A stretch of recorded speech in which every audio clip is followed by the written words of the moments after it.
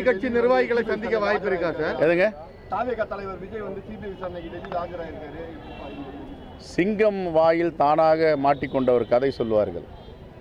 அது போன்று ஏற்கனவே தமிழ்நாடு அரசு சிறப்பாக விசாரித்து கொண்டிருந்தது. இந்த விசாரணையில் மிரட்டல் வரப்போவதில்லை, நியாயமான விசாரணை நடந்திருக்கும். ஆனால் சிபிஐ விசாரணை என்ற பெயரில் பாஜக தன்னுடைய கட்டுப்பாட்டில் எடுத்துக்கொண்டு அனைவரையும் துன்புறுத்தி இப்பொழுது தாவேகாவின் தலைவரையும் சென்னையிலிருந்து டெல்லி அழைத்திருக்கிறார்கள்.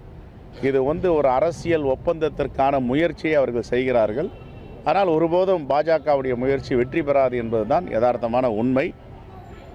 எல்லோரையும் அச்சுறுத்த வேண்டும்.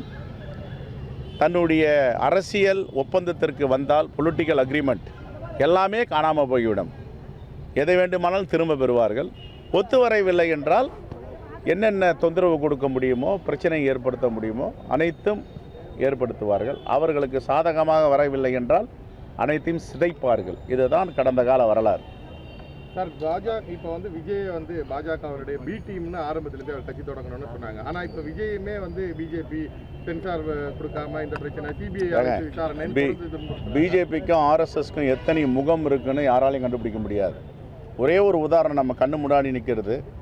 ஆந்திராவில் தெலுங்கு தேசம் கட்சி நாடாளுமன்ற மாநிலங்களவை உறுப்பினர்கள் 3 பேர், ரமேஷ், சௌத்ரி, இன்னொருத்தர் இருக்கார்.